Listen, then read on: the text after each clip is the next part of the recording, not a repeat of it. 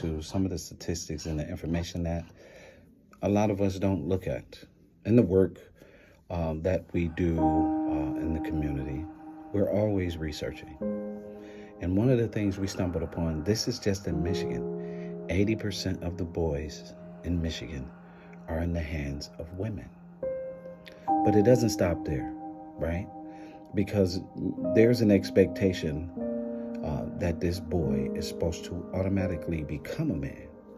And so he's supposed to automatically become a protector. And these are the things that are not. Our children are required to be taught. In the other section of this, the girl has her mother. So her example is in the home. And that example is something that she can learn from. And mothers are very hands-on in teaching their daughters. In most cases, there are a number of statistics out there that show why the importance of two parents exists. Our daughters and our women need their fathers too. But our boys are getting very little fathering, regardless to how you want to look at it, right? And so here's the reason. When you look at the opioid crisis, when you look at the prison crisis, when you look at these different crises, you find that the absent father plays a significant role in making sure that the young man becomes a young man.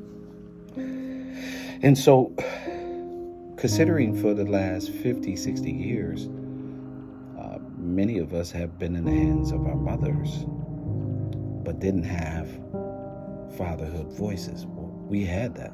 Some of us do. But right now in this country, that's not the case. Right now, there are a lot of absent areas where men aren't. I remember seeing even LeBron James' AAU team, he had to have women coaching the teams. I think these things play a part. Literacy, fatherlessness, education, biasness. Like, here's one of the biases in Michigan that people miss. A black boy, boys are 3, 4, 5 times likely to be dismissed from a daycare. But black boys are 44 times likely. That's in Michigan. The other thing that you need to understand about boys in these other areas, babysitters, boys like 98%. Like when you get into preschool teachers, 97%. When you get in childcare workers, 94%. Surge pathologists, speech pathologists, 94%. School psychologists, 88%.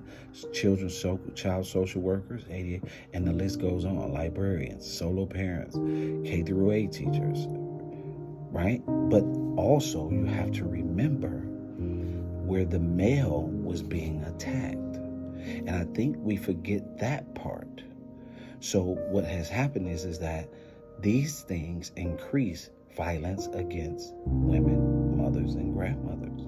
When a boy doesn't have his proper species, a male, a father figure, things like that, it becomes very difficult for his reasoning, his understanding, and all. Even down to volunteers and mentors, women 60%, men 40%. So you gotta understand that we have to really take a concerted effort to look at how we can invest in our boys.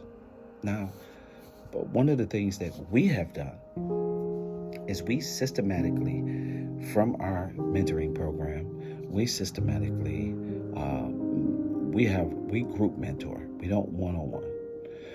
And the reason why we group mentor, because we have a very successful method that was certified by the University of Michigan. And we get the results. We have a 98% parental involvement in our reading program. We had one 6-year-old read 84 books in 6 weeks. We have athletes at major universities that come through the program. We have a 98% parental involvement. We do a parent day. Our boys learn how to sign their signature. Our boys are taught another language. So we do the work around reshaping their mental, physical, and spiritual. And when we talk about spiritual, that means when the boy goes home, the home has to be different. And so we work with the parent to make sure they're not doing the same things. Because a lot of you mothers and a lot of you fathers, you do everything for your sons. And that's not good.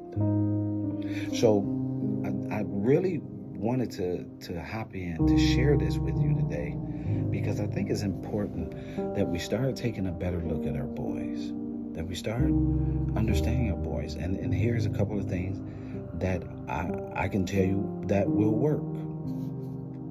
Be consistent. That's important. So you have to be consistent with a boy. Don't give a boy everything. That's 2, right? And 3, if the boy has a father, wherever he is, give him access to that father. And when the father decides, if there are fathers out there, because I deal with more cases where the mother is not allowing the father to see the son. If a father is involved with his son, give him more access to his son, because the essence of the father helps shape and mold the boy. Right? When you find the proper mentor, that's an important piece. When you find the proper football or baseball or whatever sport he's involved, a healthy coach, that's a good piece. And as I said before, and I say this all the time to mentors and everything, you cannot fraternize with that parent.